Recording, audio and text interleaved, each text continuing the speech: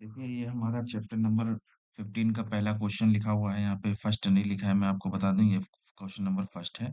ठीक है, ये ध्यान रखिएगा।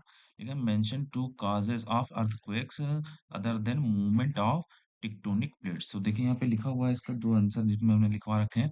टू कॉज कौन कौन से हैं? पहला लिखा है वोल्केनिक एक्टिविटी, लिखा है earthquakes can occur due to the movement of magma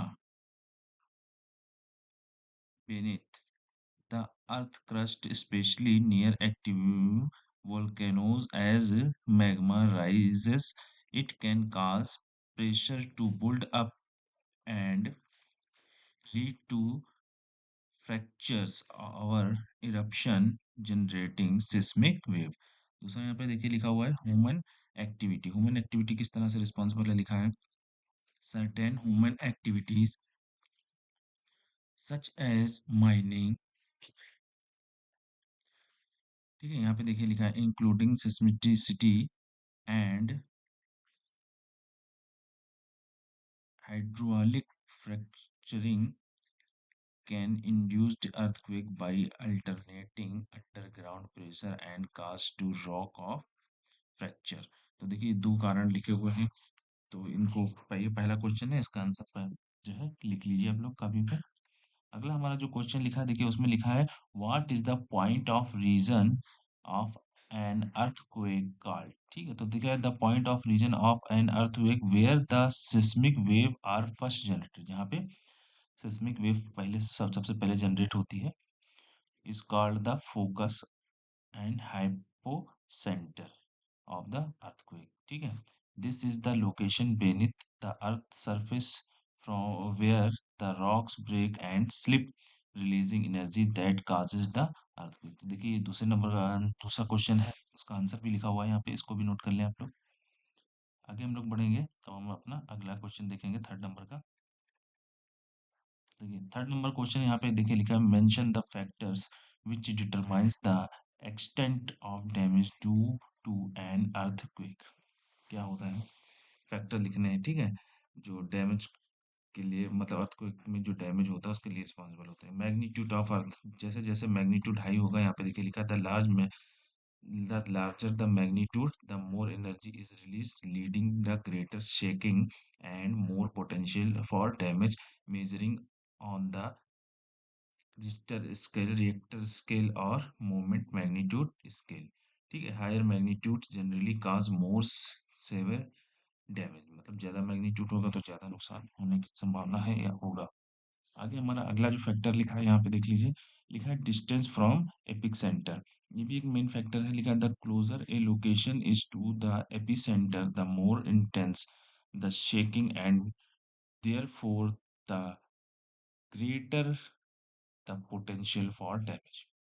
building structure भी कहीं ना कहीं रिस्पॉन्सिबल होता है। यहाँ पे देख लीजिए कंस्ट्रक्शन क्वालिटी, कैसा स्ट्रक्चर है और क्या क्वालिटी का मटेरियल यूज किया गया है। अब ये देखिए यहाँ पे ये भी एक फैक्टर लिखा है प्रॉपरली कंस्ट्रक्टेड बिल्डिंग्स और दोज नॉट डिजाइन। चलिए यहाँ पे देख लीजिए पोरली लिखा हुआ है ठीक है, to withstand seismic force are more like to collapse और suffer service damage। ये ध्यान रखिएगा। Type of ground and soil ये भी मैटर करता है। सॉफ्ट लूज सॉइल और sediments amplify seismic wave causing more damage than solid rock. मतलब मिट्टी के ऊपर भी थोड़ा सा रिस्पॉन्सिबल वो देखा जाता है कि किस तरह की मिट्टी है। ठीक है, अगला हमारा जो क्वेश्चन है यहाँ पे लिखा है व्हाट आर सुनामी। देखिए सुनामी क्या होता है? Tsunami is large powerful ocean wave caused by sudden disturbance in और या नियर बॉडीज ऑफ वाटर। मतलब पानी में या पानी के आसपास के जो बाढ़ होंगे वहां पे अचानक सा जो है बहुत ही तेजी से डिस्टरबेंस होना वेव का, ओशियन वेव का, वही क्या कहलाएगा? सुनामी कहलाएगा। अब इसके बारे में देखिए यहाँ पे लिखा है अंडर वाटर अर्थक्वेक, तो इसके बारे में थोड़ा सा यहाँ पे लिखिए the most common cause of tsunami when tectonic plate shift and cause the sea floor to move abruptly. The displacement of water generates wave that travel across the ocean at great speed।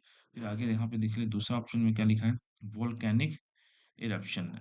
explosive volcanic activity, especially underwater eruption, can displace large amount of water and trigger to tsunami। इसके जो आगे के दो part है मैं उसको उनको भी दिखा देता हूँ आप लोगों को। ठीक है, ये देखिए यहाँ पे लिखा है लैंडस्लाइड है, ये भी ध्यान रखिएगा आप लोग, यहाँ लिख लीजिए।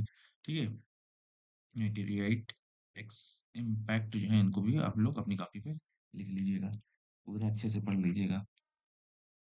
अब हमारा जो अगला क्वेश्चन है वो लिखा है, यहाँ पे देखिए लिखा है द नेम टू,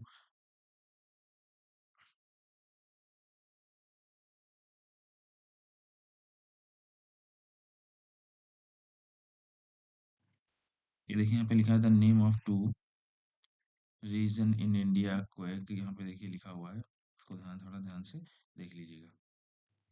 ठीक है, ये देखिए यहाँ पे लिखा हुआ है रीजन आर इंडिया, तो सबसे पहला कौन सा रीजन है, द हिमालयन रीजन लिखा हुआ है यहाँ पे, ये देखिए। ठीक है, इसको पढ़ लेना। A this include state like Jammu and Kashmir, Himachal Pradesh, Uttarakhand and part of north east India. The region is a seismically active due to the tectonic collision between Indian and Eurasian plate. ठीक है, एक ये रीजन हो सकता है आपका। अगला हम लोग देखेंगे इसका आंसर, द लिखा है यहाँ पे देखिए, दूसरा वाला पार्ट क्या लिखा है, द इंडो गैंगेटिक प्लेन। ठीक है, the region including part of Bihar, Uttar Pradesh and West Bengal is also prone of earthquakes. ठीक है, it is situated near the boundaries of Indian plate where is experiences significant seismic activities. तो देखिए ये जो आंसर लिखे हुए हैं इनको आप अपने आराम से जो है कॉपी पे नोट कर लीजिएगा। तो ये जो मैंने 5 क्वेश्चन करा दिए हैं ऑफ चैप्टर 15 के। ठीक है, बाकी के जो क्वेश्चन है वो भी अगली वीडियो में हम आपको पहुंचा देंगे। तो वीडियो पसंद आए वीडियो को लाइक शेयर जरूर कीजिएगा, मिलते हैं अगली वीडियो के साथ, तब तक के लिए धन्यवाद।